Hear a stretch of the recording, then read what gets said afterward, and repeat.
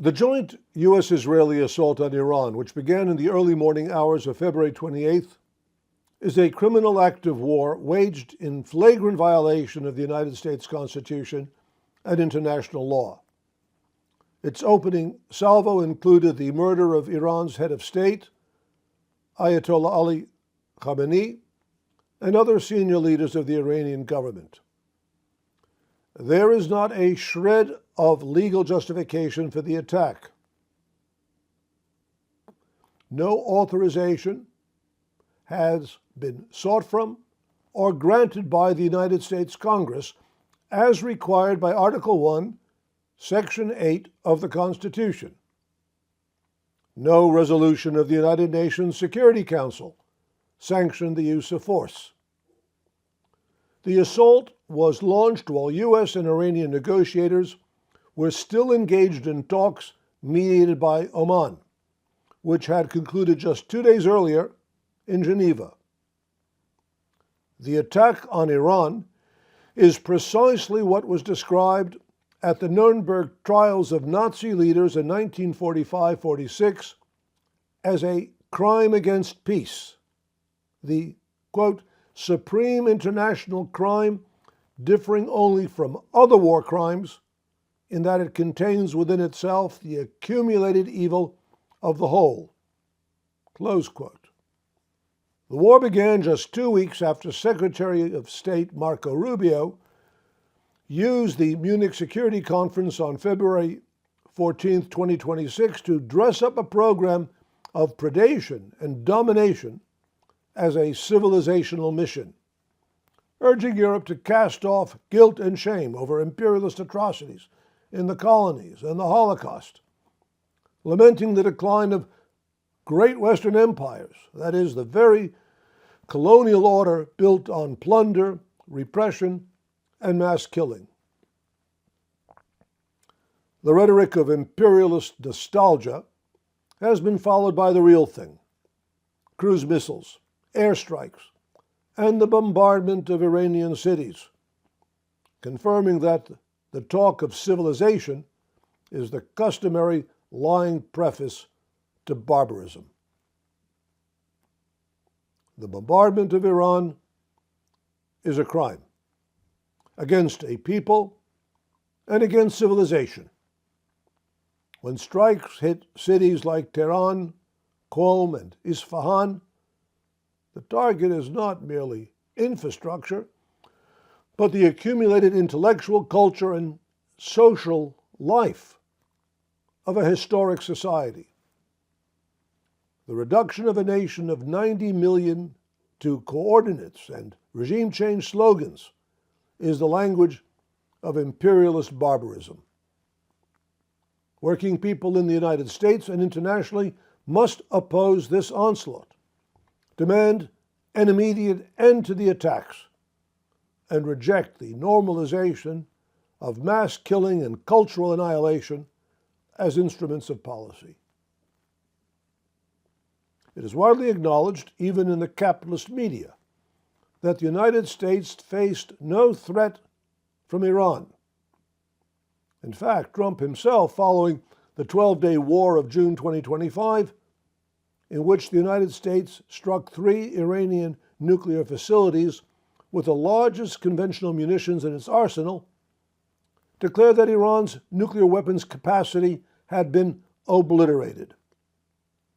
He repeated this claim as recently as his State of the Union address on February 24, 2026.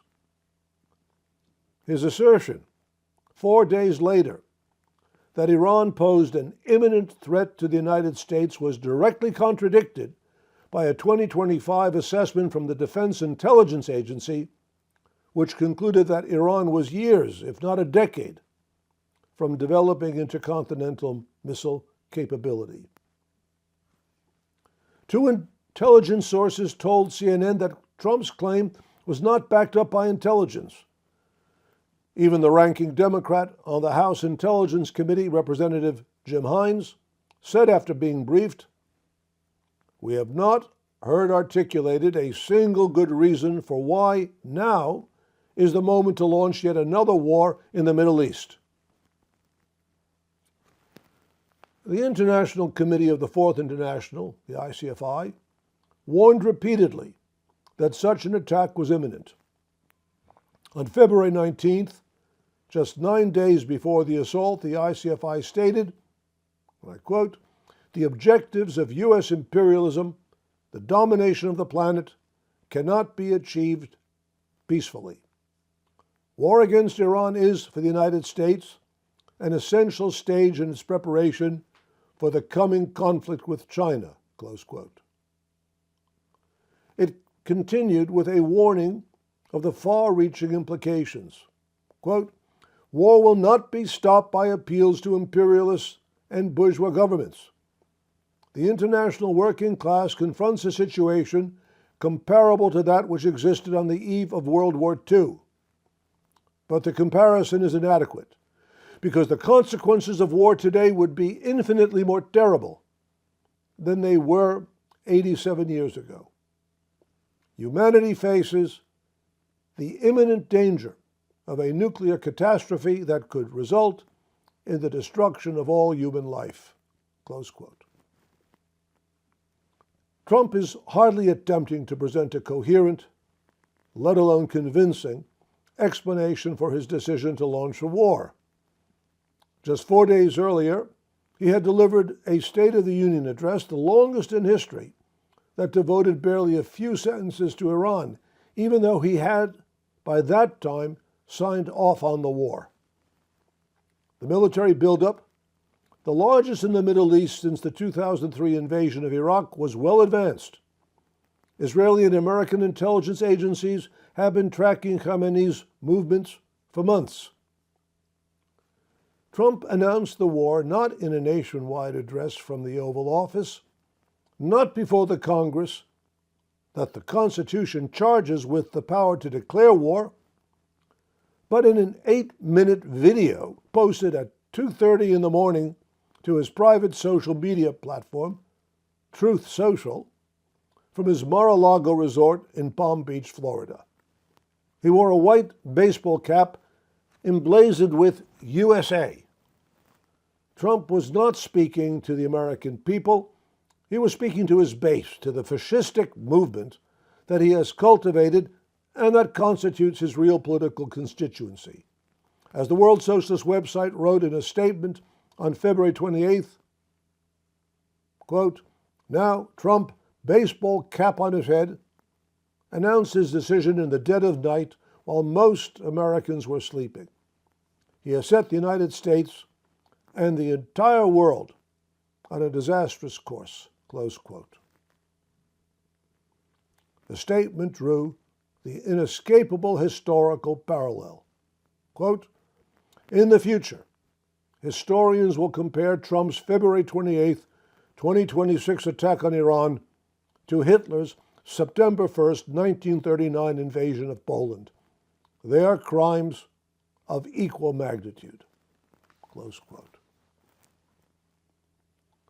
The fact that polls confirm overwhelming popular opposition to the war has no effect whatsoever on Trump's calculations. A University of Maryland poll conducted weeks before the strike found that only 21% of Americans favored an attack on Iran, while 49% were firmly opposed. A YouGov Snap poll taken on the day of the strikes found just 34% approval, the lowest public backing for a U.S. military campaign in modern history, less than half the support recorded for the invasions of Afghanistan and Iraq.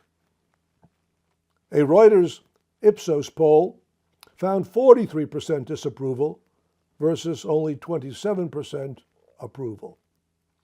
74% of respondents in a CBS YouGov poll said Trump required congressional approval he never sought. The Quinnipiac poll found 7 in 10 voters opposed military action against Iran. These figures reveal the depths of the chasm between the American ruling class and the population it oppresses. The war is being waged not in the name of the American people, but against their clearly expressed will.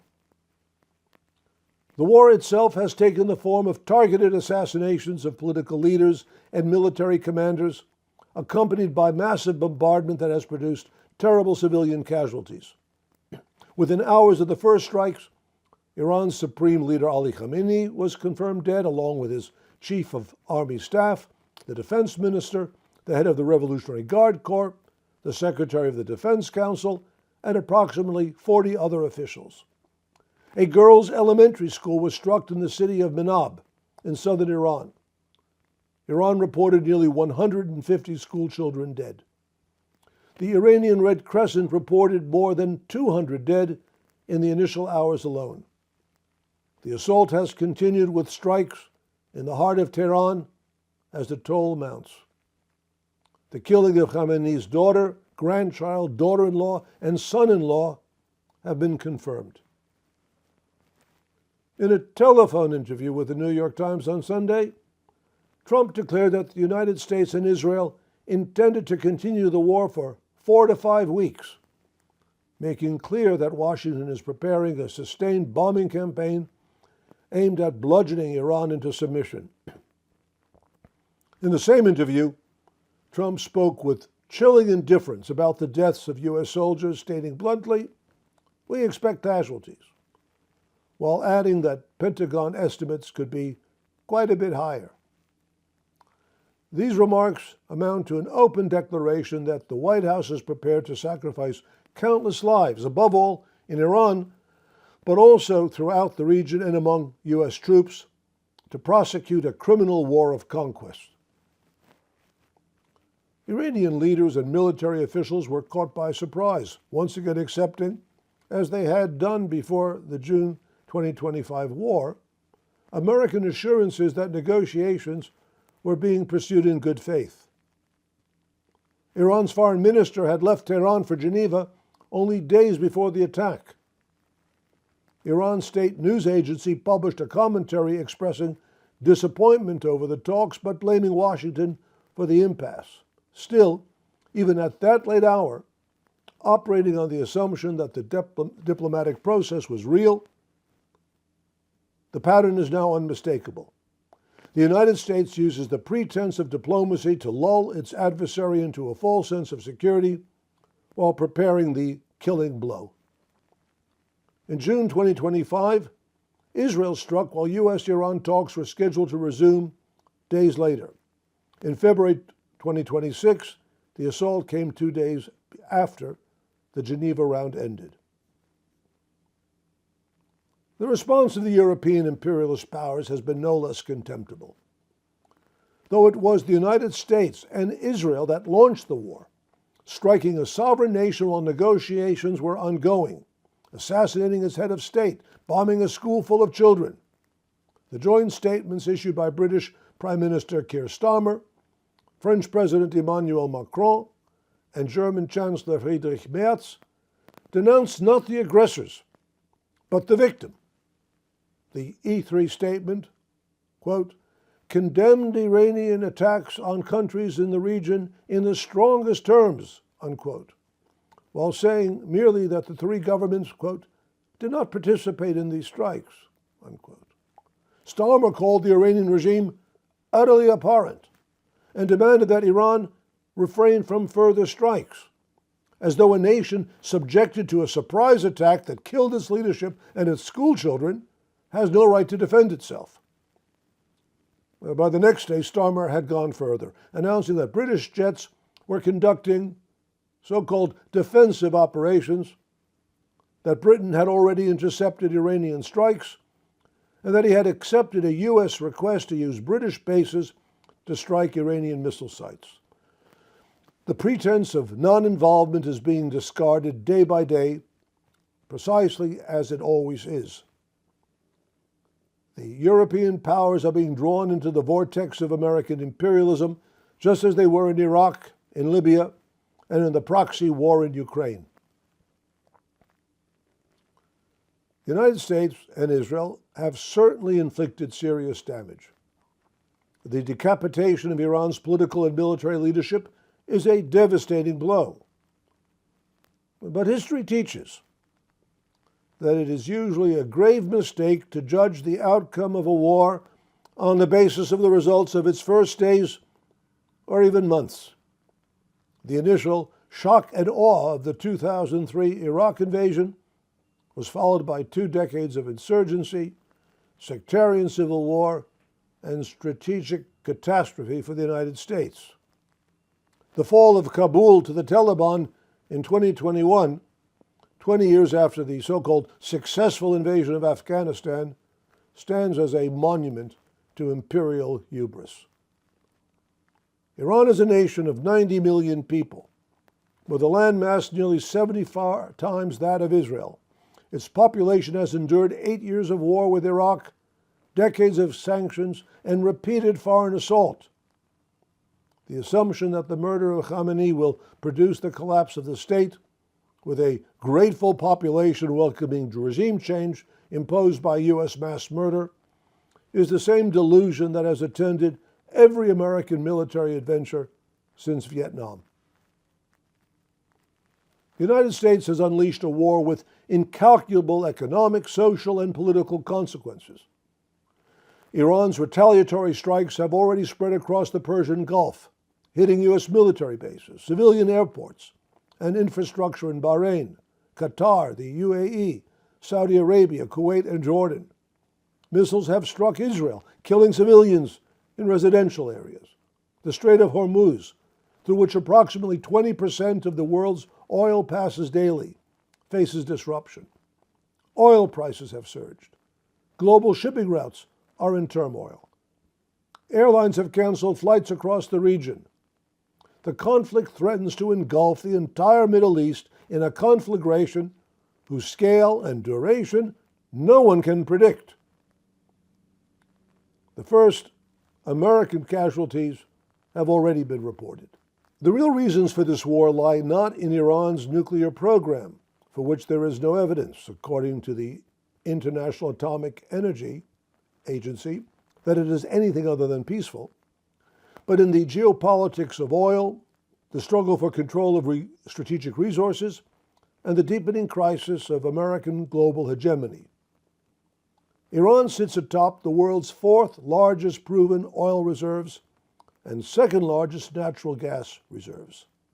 It commands the northern shore of the Strait of Hormuz, one of the most strategically significant choke points in the global energy system. The control of these resources, and more importantly, the ability to deny rivals access to them, has been the central preoccupation of American foreign policy in the Middle East for more than 7 decades. The drive to subjugate Iran cannot be separated from the broader trajectory of American imperialism. As the WSWS explained even before the attack, the seizure of Venezuelan oil and the assault on Iran are components of the same strategy. The United States is seeking to take hold of the world's energy resources in preparation for military confrontation with China, which imports more than 70% of its daily oil consumption. Iran accounts for more than 10% of Chinese energy imports, and losing access to it would be a major strategic blow to China's independent industrial base. The war against Iran is, in this sense, a war for global hegemony, directed not only at Tehran, but at Beijing, Moscow, and the European capitals whose dependence on Middle Eastern energy gives Washington an instrument of coercion. The Trump administration has threatened not only Iran, but also its nominal allies, imposing tariffs on European goods, threatening Greenland, seizing control of Venezuela, and making clear that in the emerging era of great power competition, the United States intends to use its military supremacy to maintain dominance over every strategically significant region on Earth. The role of the Democratic Party in enabling this war makes it the accomplice of Trump. They have funded every weapon now being deployed against Iran. The $901 billion National Defense Authorization Act passed the House in December, with 115 Democrats voting yes. In the Senate, 2/3 of the Democrats voted in favor.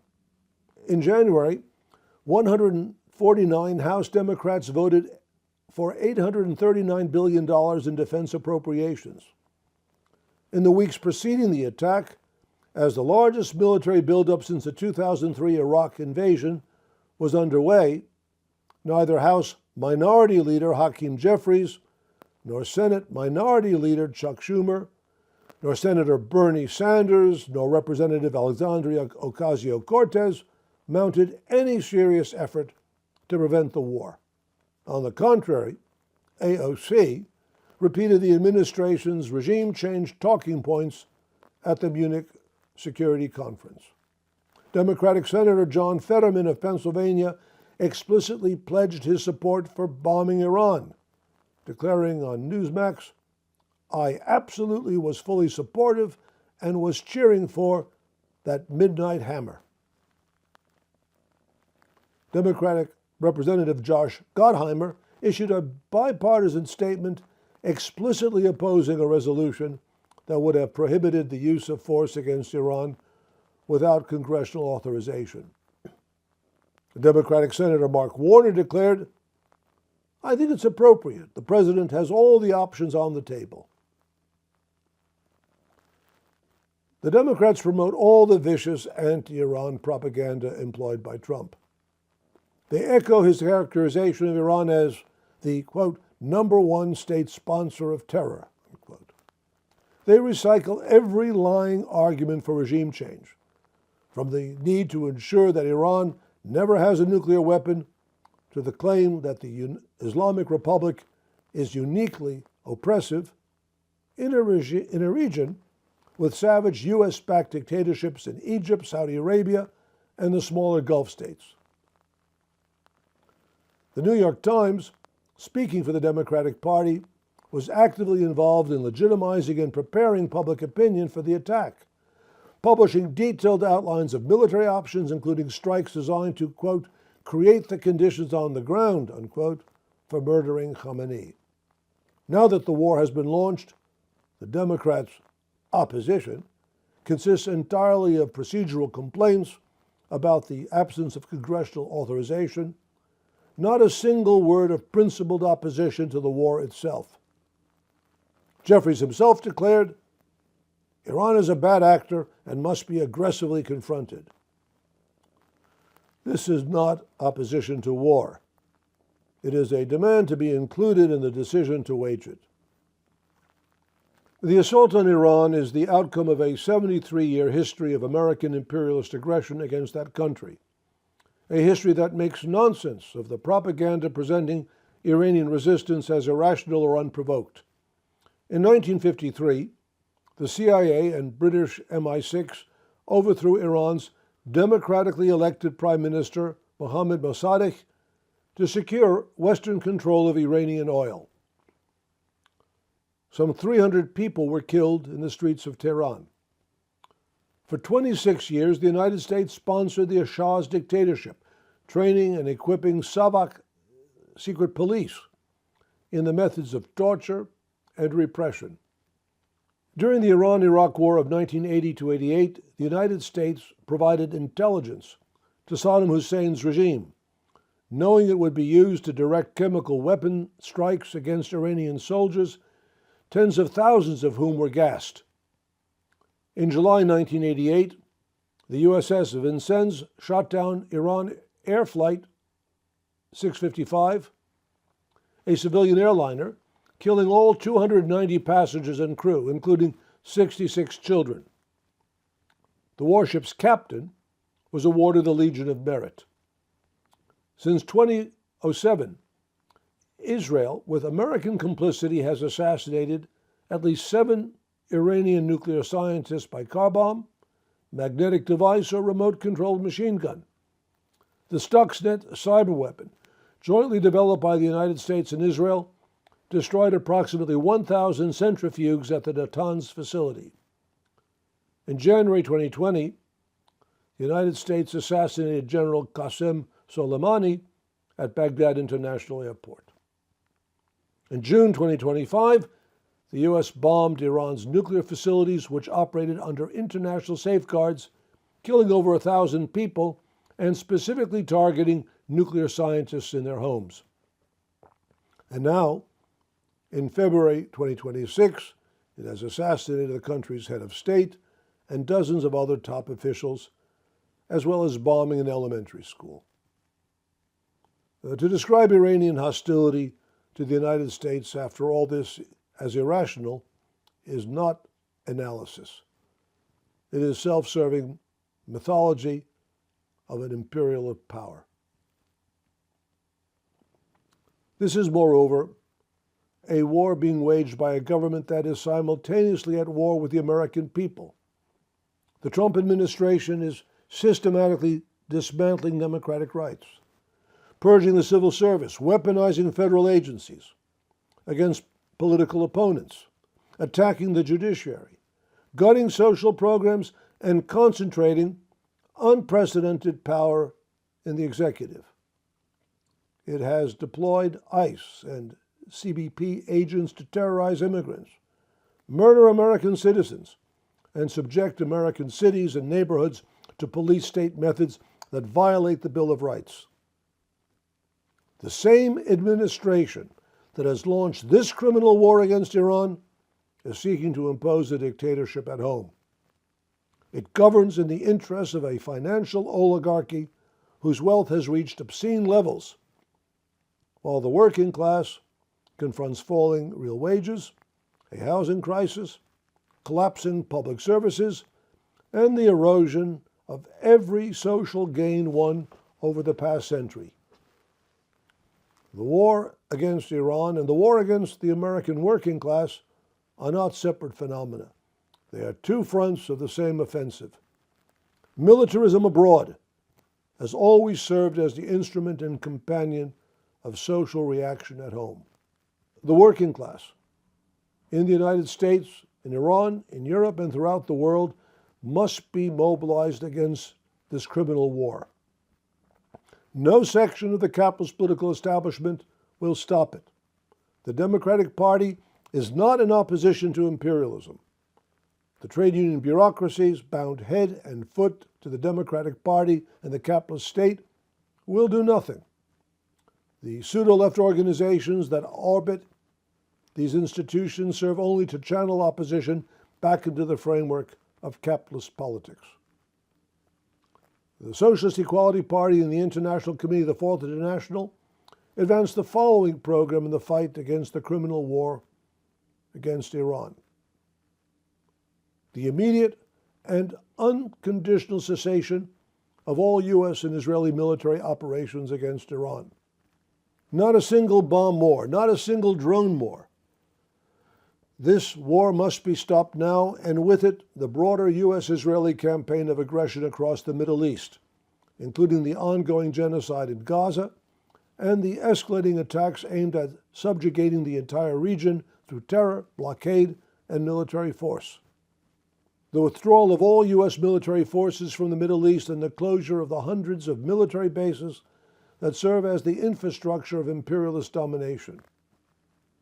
The vast network of American military installations across the Persian Gulf, in Qatar, Bahrain, Kuwait, the UAE, Saudi Arabia, Jordan, and Iraq exists not to defend the American people, but to project the power of American finance capital over the world's energy resources.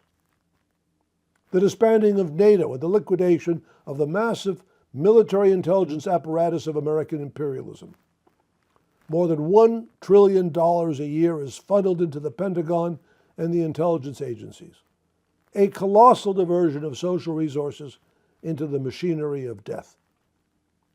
These resources must be directed to meet the pressing social needs of the working class: healthcare, education, housing, and the rebuilding of crumbling infrastructure.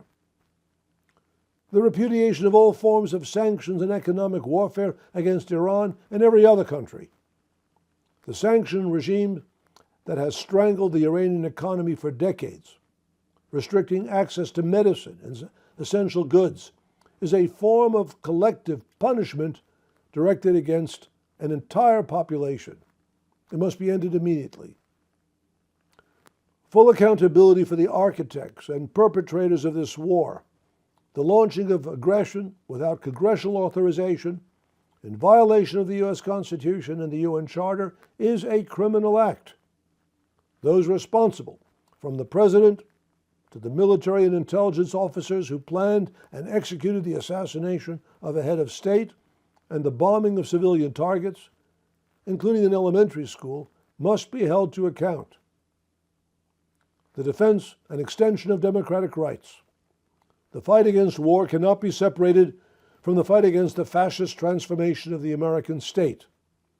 The same government that bombs Iran without a congressional approval is gutting democratic rights at home, attacking the judiciary, weaponizing federal agencies, and criminalizing dissent. The working class must defend the right to protest, to organize, and to oppose the policies of its government without fear of repression. These demands cannot be achieved through appeals to any section of the political establishment. They require the independent political mobilization of the working class. The International Committee of the Fourth International has established that the building of a genuine anti-war movement must be based on four essential principles. First, the struggle against war must be based on the working class, the great revolutionary force in society, uniting behind it all progressive elements in the population. Second, the new anti-war movement must be anti-capitalist and socialist, since there can be no serious struggle against war except in the fight to end the dictatorship of finance capital and the economic system that is the fundamental cause of militarism and war. Third, the new anti-war movement must be completely and unequivocally independent of and hostile to all political parties and organizations of the capitalist class. Fourth, the new anti-war movement must, above all, be international, mobilizing the vast power of the working class in a unified global struggle against imperialism. American workers have nothing to gain and everything to lose from a war that will cost lives, drain resources, fuel inflation, and accelerate the drive toward dictatorship. The fight against war is inseparable from the fight against the capitalist system that produces it. Imperialism is not a policy choice.